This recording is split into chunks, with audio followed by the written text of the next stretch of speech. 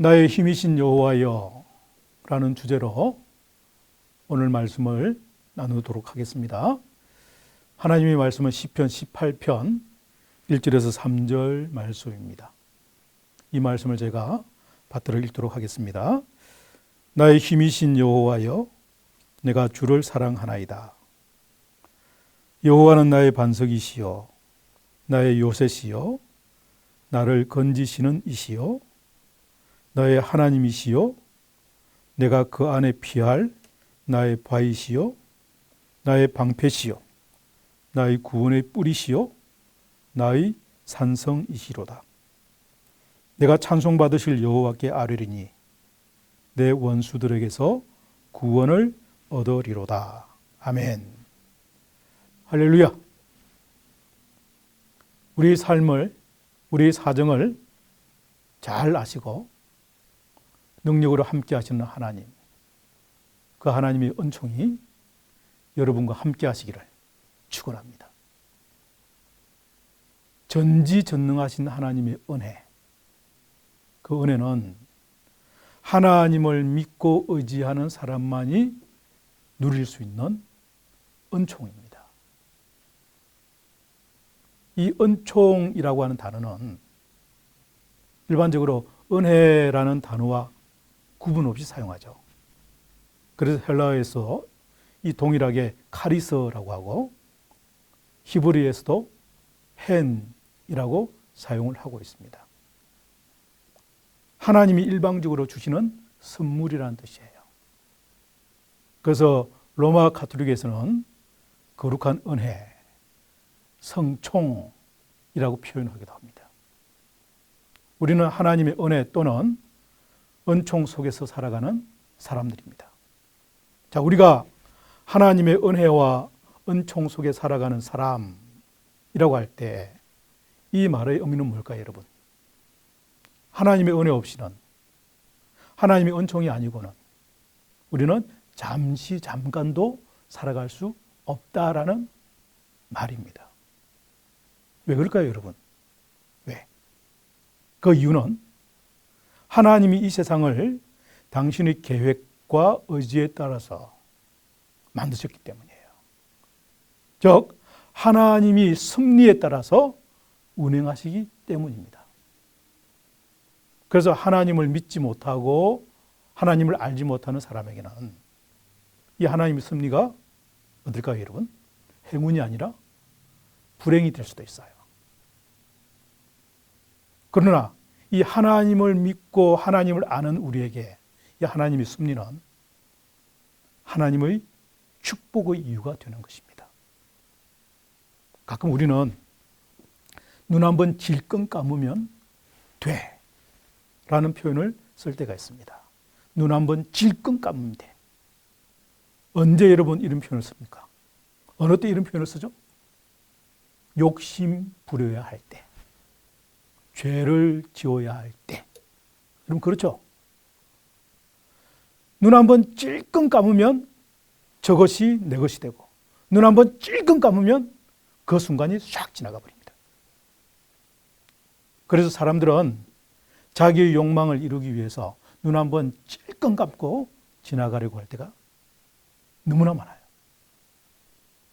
그런데 여러분, 그렇다고 하나님도 눈 감고 못 본 척하면 통할까요, 여러분? 에스겔 1장 18절에 보면 하나님의 형상을 설명하는 그 말씀 중에 이런 말씀이 있습니다. 그 네 둘레로 돌아가면서 눈이 가득하다라는 표현이 있어요. 그 네 둘레로 돌아가면서 눈이 가득하다. 하나님의 눈이 어떻다고요? 사방, 팔방, 16방, 32방, 64방, 128방, 256방 돌아가면서 하나님의 눈이 빼곡하다는 말이에요. 빈틈없이 빼곡하다는 이야기입니다. 무슨 말입니까, 여러분? 하나님은 보지 않으시는 것이 없다라는 것이죠. 보지 못하는 것도 없고요. 한순간도 하나도 여러분 보지 않으시는 것이 없다는 말씀이에요. 그러니 눈 한번 찔끔 감으면 눈 한번 찔끔 감으면 자기는 속일 수 있을지는 모르지만 하나님은 절대 속일 수가 없다는 말이죠. 그런데 왜 여러분 사람들은 그렇게 눈 찔끔 감으면서 살려고 할까요? 왜?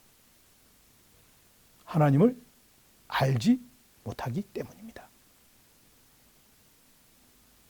뭘 알지 못하는 거죠? 하나님이 이 세상을 만드시고 이 세상을 운행하시는 주권자이시라는 것을 알지 못하기 때문이에요.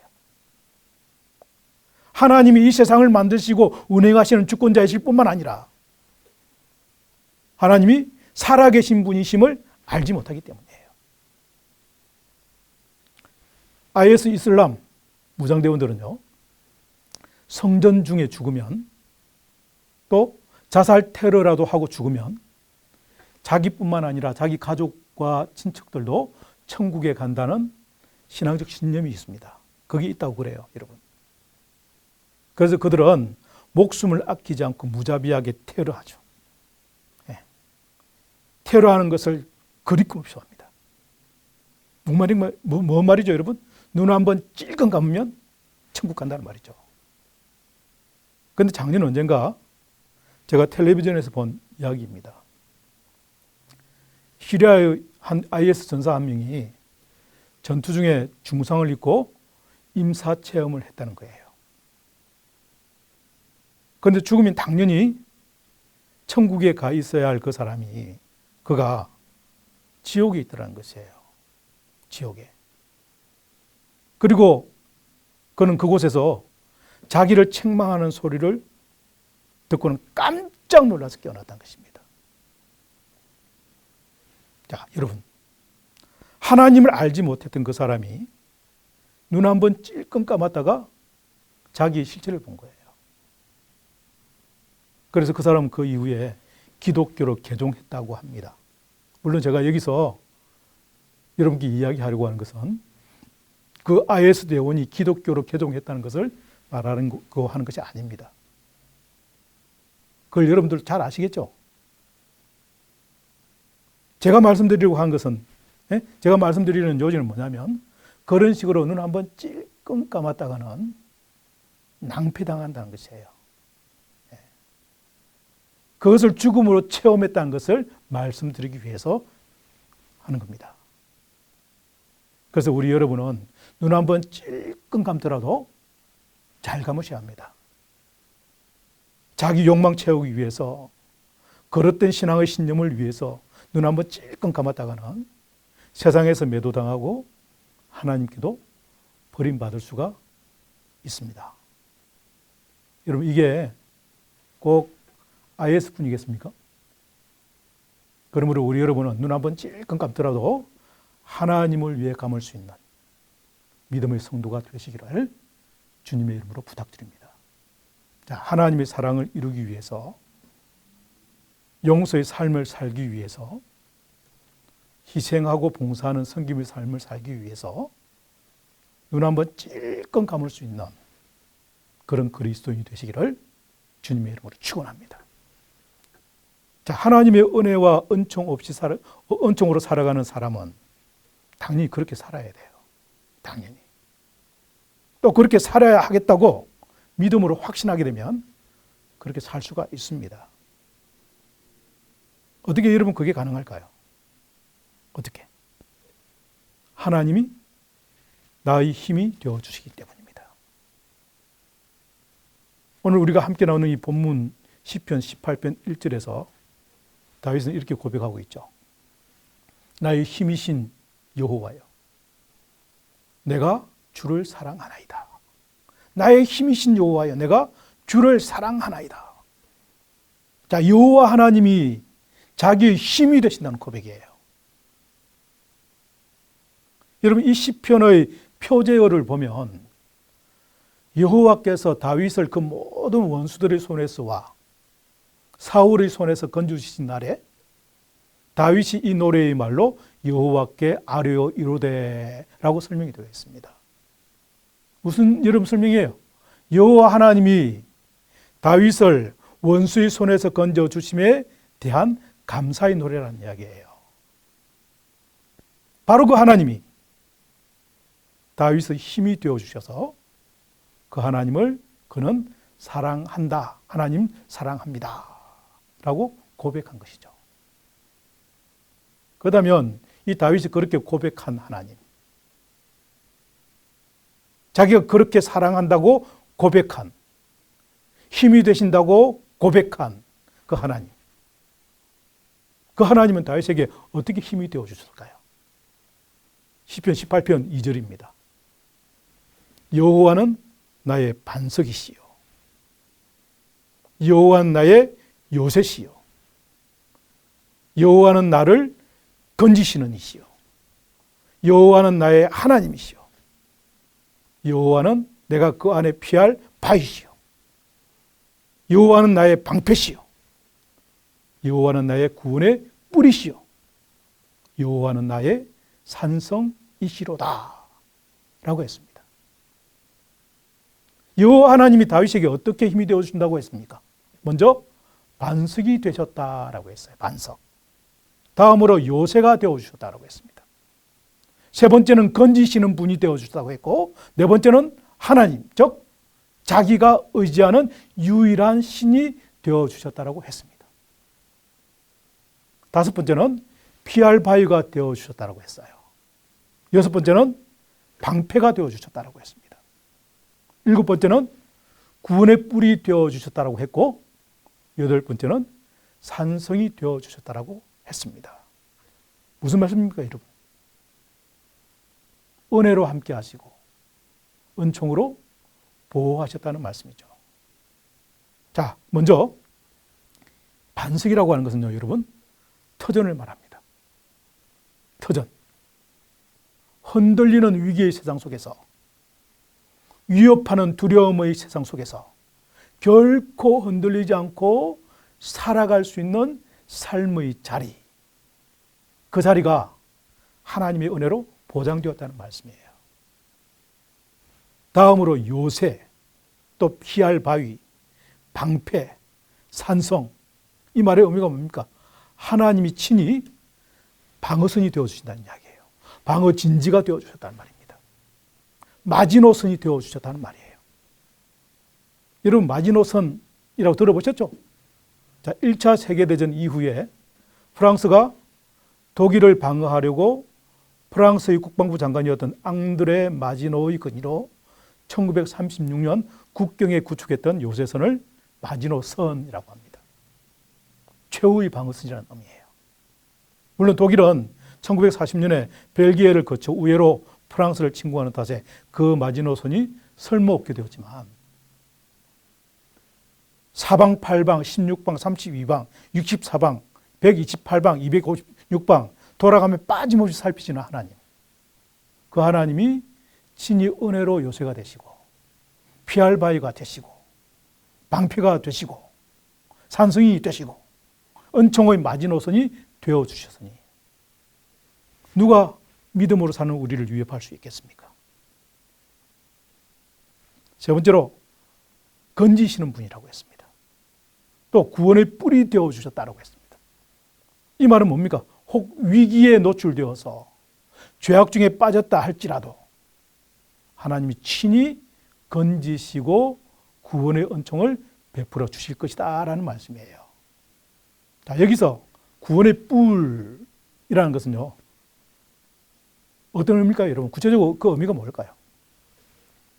광야에서 하나님의 명령으로 만든 성막의 구조입니다. 또는 예루살렘 성전의 구조입니다. 이 구조를 보면 성전 뜰에 번제단이라고 하는 것이 있어요. 이 번제단은 뭐냐면요, 제물을 태우는 기구입니다. 소나 양, 비둘기 이런 것을 태우는 기구이죠. 네모 반듯하게 생겨가지고 사방의 귀퉁이에 노수로 씌워서 만든 뿔이 있습니다. 사방에. 그리고 제물을 태우기에 앞서서 희생이나 제물로 잡은 이 짐승의 피를 그 뿔에 발라요. 바릅니다. 그러면 하나님이 그 제물을 흠양하시고 구원을 베푸신다는 것입니다. 그래서 그 뿔은 뭡니까? 구원의 상징이 되는 거예요. 뷸라라고 합니다. 구원의 상징이 되는 거죠. 실제로 열왕기상 1장 46절 이하에 보면 솔로몬이 왕이 되면서 자기 아버지 다윗의 신하들을 도륙할 때 이 다윗의 군장이었던 아도니아가 성전으로 도망을 갑니다. 도망가서 그 번제단의 뿔을 잡고 살아난 적이 있었어요. 이런 의미에서 하나님은 위기의 세상을 살아가는 자들을 은혜로 건지시는 분이시죠. 또 죄악으로 죽어가는 사람들을 은총으로 구원하시는 구원의 뿔이 되십니다. 네 번째로 하나님이 되셨다라고 했습니다. 하나님. 일반적으로 우리가 하나님, 하느님 또는 하늘님이라고 부르는 호칭은요, 우리 민족이 신을 지칭하는 표현이에요. 신을 가리킬 때 우리는 하나님, 하느님 그렇게 표현하죠. 하늘님 표현합니다. 일본 사람들이 신을 가미라고 부르는 것과 같은 의미죠. 자, 본문에서 다윗이 표현한 하나님은 엘이라고 말했습니다. 엘. 이 엘은요, 여러분, 고대 근동에서 일반적으로 신을 지칭하는 용어였어요. 그래서 다윗이 여호와는 나의 하나님이시요라고 할 때 이 말은 뭡니까? 여호와만이 나의 신이십니다라는 말이에요.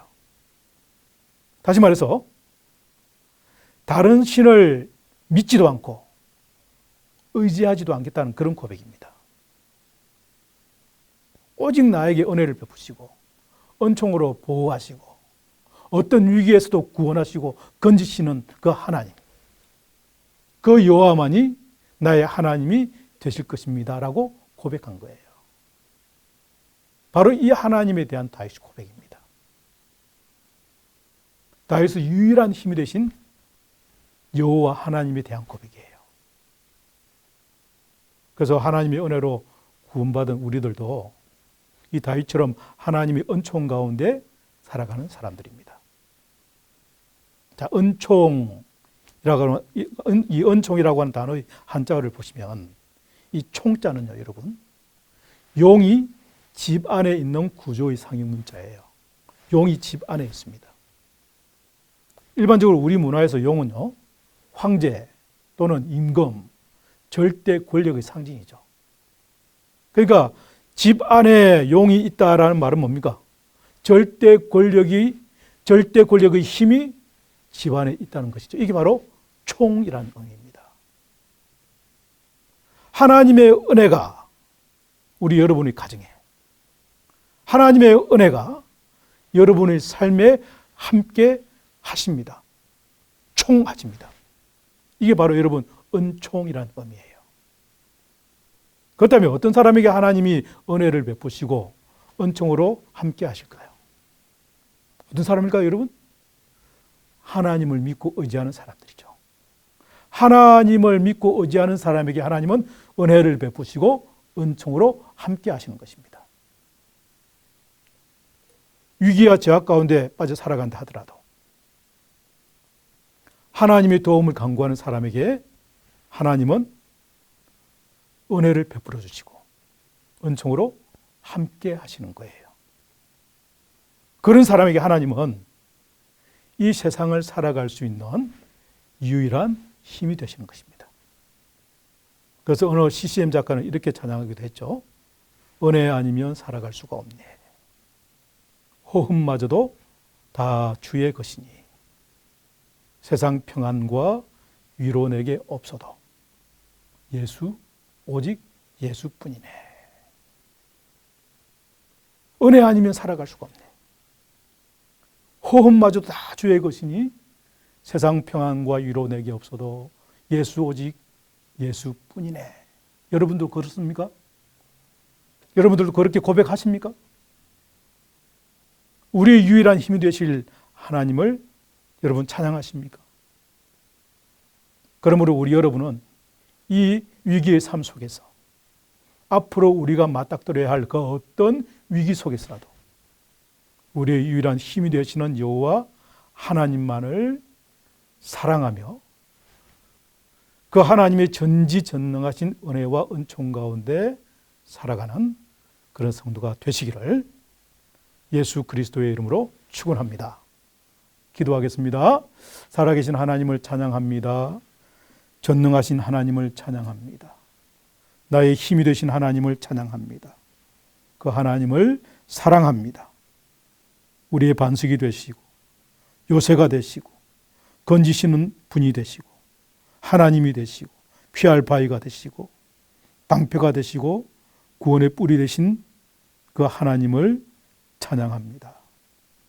그 하나님만 의지하고 이 세상을 이기며 사는 우리 모든 성도들이 다 되게 하여 주옵소서. 그 하나님을 통해서 구원을 얻고 누리고 또한 그 하나님의 구원을 세상에 전하며 살아갈 수 있는 모든 성도들이 되게 하여 주옵소서. 예수 그리스도의 이름으로 간절히 기도하옵나이다. 아멘.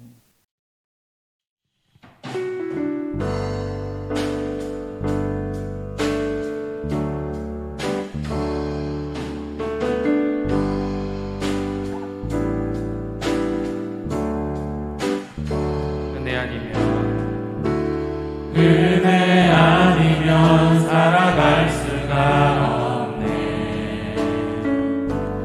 복음마저도 다 주의 것이니